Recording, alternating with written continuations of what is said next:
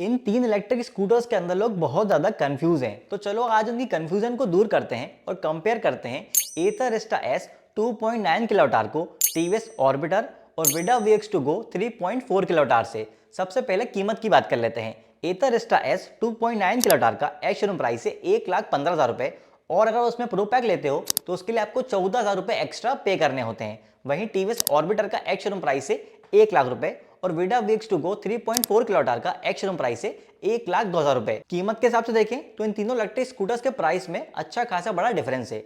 TVS की पूरी lineup के अंदर टीवीएस ऑर्बिटर सबसे सस्ता इलेक्ट्रिक स्कूटर है, जबकि हमारे कंपैरिजन के अंदर एथर रिस्टा एस सबसे महंगा ऑप्शन है। अगर हम विडा की प्राइस की बात करें तो भाई विडा VX2 गो 3.4 किलोवाट आवर का अभी तो प्राइस कम है, लेकिन क्या पता इसका प्राइस भी आगे चल के बढ़ जाए, जैसा कि विडा VX2 प्लस के अंदर हुआ था। जब विडा VX2 प्लस लॉन्च हुआ था तब उसका प्राइस कम था, लेकिन आगे चल के अभी उसका प्राइस जो है वो बढ़ चुका है। वहीं अगर हम सॉफ्टवेयर अपग्रेड के हिसाब से देखें तो टीवीएस ऑर्बिटर के अंदर आपको सॉफ्टवेयर अपग्रेड के लिए कोई अलग से पेमेंट नहीं करना होता, जबकि एथर रिस्टा एस के अंदर अगर आप प्रो पैक लेते हो तो उसके लिए आपको 14,000 रुपए का अलग से पेमेंट करना होगा। वहीं विडा VX2 गो 3.4 किलोवाट आवर के अंदर ईयरली कनेक्टिविटी पैक जो है वो 1,000 रुपए का है। तो अगर हम कीमत के हिसाब से देखें तो यहाँ पे सबसे सस्ता इलेक्ट्रिक स्कूटर टीवीएस ऑर्बिटर है। तो अब देख लेते हैं कि इन तीनों इलेक्ट्रिक स्कूटर्स के अंदर इस प्राइस में आपको क्या क्या फीचर्स ऑफर हो रहे हैं। अगर हम बैटरी की बात करें तो एथर रिस्टा एस के अंदर 2.9 किलोवाट आवर का बैटरी पैक है। इसकी आईडीसी रेंज 123 किलोमीटर से एक्चुअल रेंज आपको 90 से 100 किलोमीटर के बीच मिल जाती है, और स्कूटर को 0 से 80% चार्ज करने में 6 घंटे 40 मिनट का टाइम लगता है। वहीं टीवीएस ऑर्बिटर के अंदर 3.1 किलोवाट आवर का बैटरी पैक है। इसकी आईडीसी रेंज 158 किलोमीटर से एक्चुअल रेंज 100 किलोमीटर से, और स्कूटर को 0 से 80% चार्ज करने में 4 घंटे 10 मिनट का टाइम लगता है। और विडा VX2 गो के अंदर दो रिमूवल बैटरी पैक्स हैं जिनकी टोटल कैपेसिटी 3.4 किलोवाट आवर्स की है। इसकी आईडीसी रेंज 142 किलोमीटर से एक्चुअल रेंज आपको 100 किलोमीटर मिल जाती है, तो स्कूटर को 0 से 80% चार्ज करने में 4 घंटे 13 मिनट का टाइम लगता है। इन तीनों ही इलेक्ट्रिक स्कूटर्स के बैटरी टाइप और बैटरी कैपेसिटी के अंदर डिफरेंस है।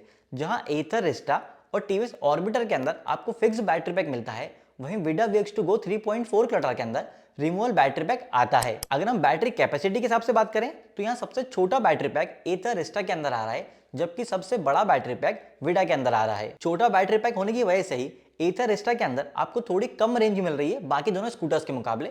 एथर रिस्टा में आपको एक्चुअल रेंज 90 किलोमीटर के आसपास मिलती है, जबकि बाकी दोनों इलेक्ट्रिक स्कूटर्स के अंदर आपको एक्चुअल में 100 किलोमीटर या फिर उससे ज्यादा की भी रेंज मिल जाती है इको मोड पे। अगर हम पोर्टेबल चार्जिंग टाइम की बात करें तो विडा और टीवीएस ऑर्बिटर का पोर्टेबल चार्जिंग टाइम काफी कम है एथर रिस्टा एस के मुकाबले।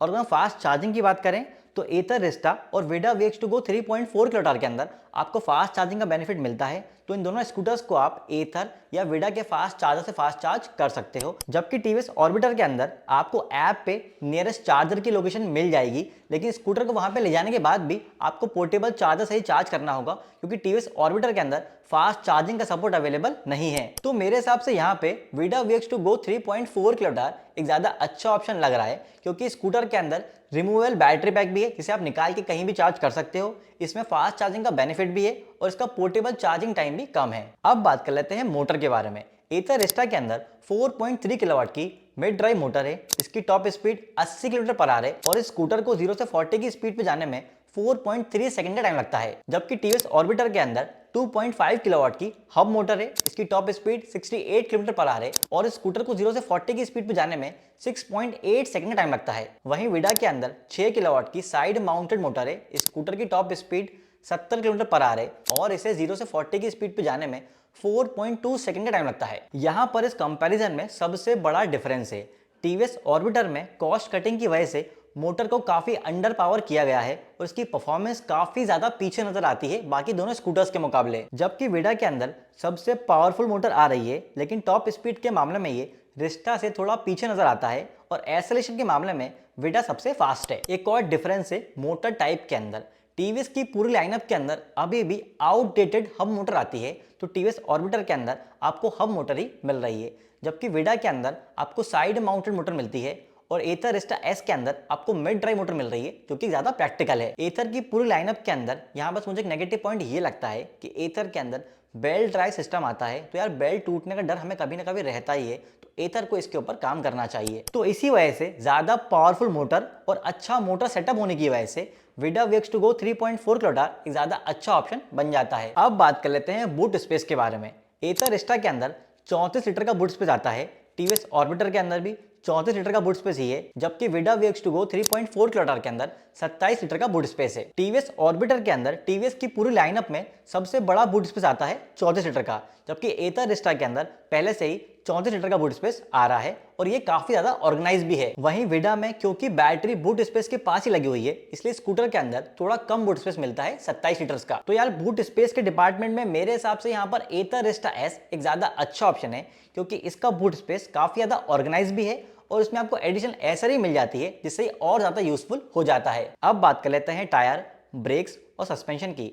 एथर रिस्टा के अंदर फ्रंट में आपको 12 इंच का अलॉय व्हील मिलता है, टेलीस्कोपिक सस्पेंशन मिलता है, डिस्क ब्रेक मिलता है, जबकि रियर में 12 इंच का अलॉय व्हील मिलता है, ड्रम ब्रेक मिलता है और मोनो शॉक सस्पेंशन मिलता है। जबकि टीवीएस ऑर्बिटर में फ्रंट में 14 इंच का अलॉय व्हील है, टेलीस्कोपिक सस्पेंशन है, ड्रम ब्रेक है और रियर में 12 इंच का हब व्हील है, ड्रम ब्रेक है और ट्विन शॉक एब्जॉर्बर है। वहीं विडा VX2GO 3.4 किलोवाट के अंदर फ्रंट में 12 इंच का अलॉय व्हील है, टेलीस्कोपिक सस्पेंशन है, ड्रम ब्रेक है और रियर में 12 इंच का अलॉय व्हील है, ड्रम ब्रेक है और सिंगल साइड सस्पेंशन है। टीवीएस ऑर्बिटर के अंदर फ्रंट में आपको 14 इंच का व्हील दिया हुआ है। बड़ा व्हील देने से बेनिफिट ये है कि जब आप स्कूटर को खराब सड़कों पे लेके जाओगे तो उसमें आपको ज्यादा अच्छा कंट्रोल मिलेगा, जबकि बाकी दोनों स्कूटर्स के अंदर दोनों टायर जो हैं वो 12 इंच के हैं। लेकिन अच्छी चीज ये है कि तीनों ही स्कूटर्स के अंदर आपको अलॉय व्हील्स मिल रहे हैं। और अगर हम ब्रेकिंग की बात करें तो यहाँ पे सबसे अच्छी ब्रेकिंग एथर रिस्टा एस के अंदर होगी, क्योंकि यहाँ पे फ्रंट में आपको डिस्क ब्रेक मिल रहा है,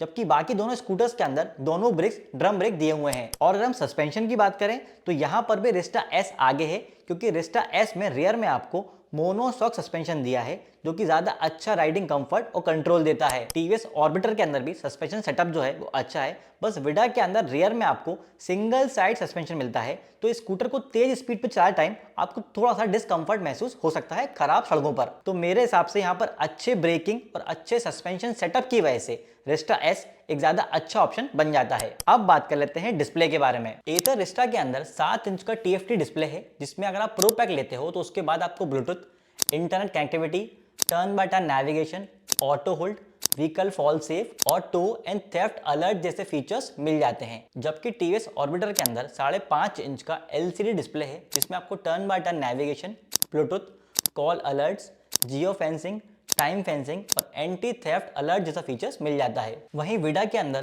4.3 इंच का LCD डिस्प्ले है, जिसमें Bluetooth, turn by turn navigation, GPS, remote immobilisation, ping my scooter और व्हीकल स्टैट्स जैसे फीचर्स मिल जाते हैं। अब क्योंकि ये तीनों ही electric scooters budget segment electric scooters हैं, इसलिए यहाँ पे आपको टच डिस्प्ले देखने को नहीं मिलता है।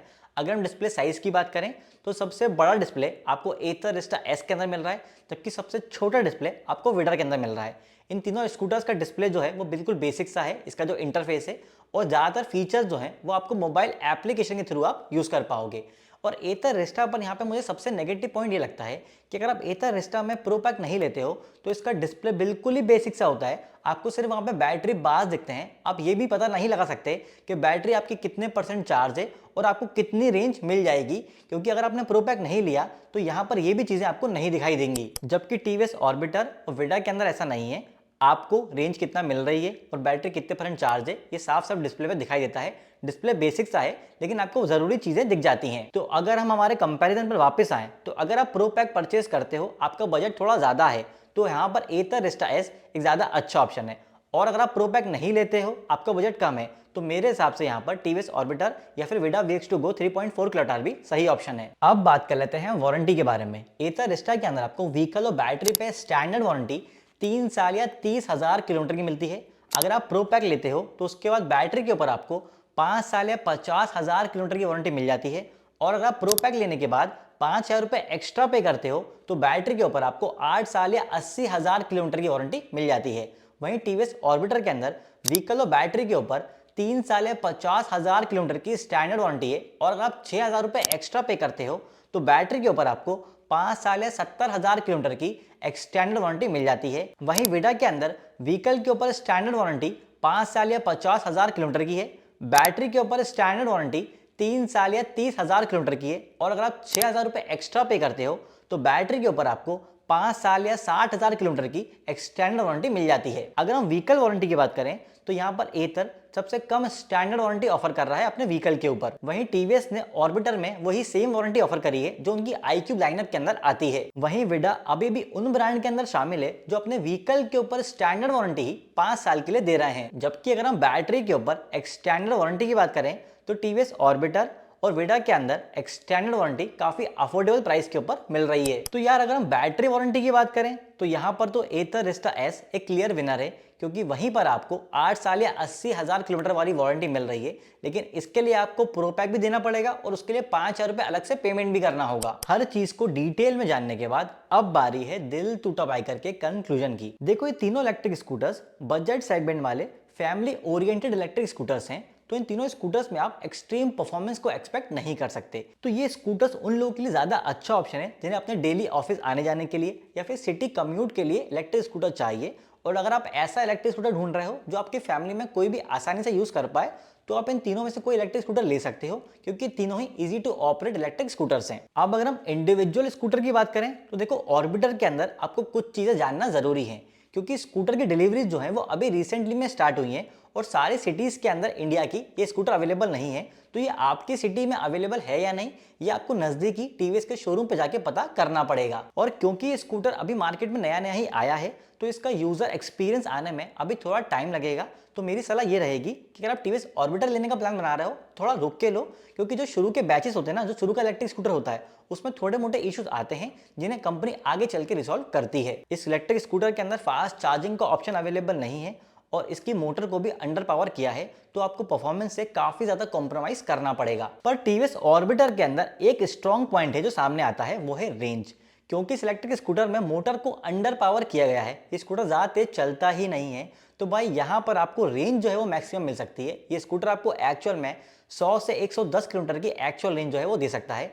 तो अगर आपकी डेली रनिंग जो है वो इसके अंदर है, आपको परफॉर्मेंस से उतना ज़्यादा लेना देना नहीं है, आपको फास्ट चार्जिंग की नीड नहीं है और आपको एक अच्छा दिखने वाला इलेक्ट्रिक स्कूटर चाहिए, तो आप टीवीएस ऑर्बिटर को कंसीडर कर सकते हो। लेकिन अगर आपकी रनिंग जो है वो हाईवे के ऊपर भी होने वाली है तो मेरी सलाह ये रहेगी कि आप टीवीएस ऑर्बिटर की जगह बाकी दोनों ऑप्शन में से चूज कर सकते हैं। वहीं अगर आपकी डेली रनिंग थोड़ी ज़्यादा है, आपको फास्ट चार्जिंग के सपोर्ट वाला इलेक्ट्रिक स्कूटर चाहिए और आपके लिए रिमूवेबल बैटरी पैक एक इंपॉर्टेंट फैक्टर है, क्योंकि आपके पार्किंग में चार्जिंग की फैसिलिटी अवेलेबल नहीं है, तो आपके लिए विडा VX2Go 3.4 किलोवाट एक ज़्यादा अच्छा ऑप्शन साबित होगा। वहीं एथर जो है ऑलरेडी मार्केट में पिछले 1.5 साल से अवेलेबल है, तो ये व्हीकल जो है वो ट्राइड एंड टेस्टेड व्हीकल है। हमारे कंपैरिजन में तीनों स्कूटर्स में सबसे पुराना जो व्हीकल मार्केट के अंदर अवेलेबल है वो एथर रिस्टा एस ही है। एथर रिस्टा का सबसे बड़ा प्लस पॉइंट ये है कि उसकी बिल्ड क्वालिटी और राइड क्वालिटी बहुत अच्छी है। इसमें आपको 8 साल की बैटरी वारंटी मिलती है, लेकिन ये सब एक प्रीमियम प्राइस के ऊपर आ रहा है। तो कंपटीशन को देखते हुए यहाँ एथर को रिस्टा एस वेरिएंट के ऊपर प्राइस ड्रॉप तो दे ही देना चाहिए, लेकिन एथर जिस लेवल का स्कूटर देता है उसी हिसाब से इनके स्कूटर का प्राइस बाकी स्कूटर्स के मुकाबले थोड़ा प्रीमियम साइड पे तो हमेशा रहेगा ही। एथर की तरफ से सस्ता इलेक्ट्रिक स्कूटर तो हमें EL प्लेटफॉर्म वाला ही देखने को मिलेगा, जो 2026 के एंड में आएगा। उम्मीद करता हूं कि आपके सारे डाउट्स क्लियर हो गए होंगे इन तीनों इलेक्ट्रिक स्कूटर से रिलेटेड। अगर कोई भी डाउट आपका बचा हुआ है तो उसको कमेंट करके आप मुझसे पूछ सकते हैं।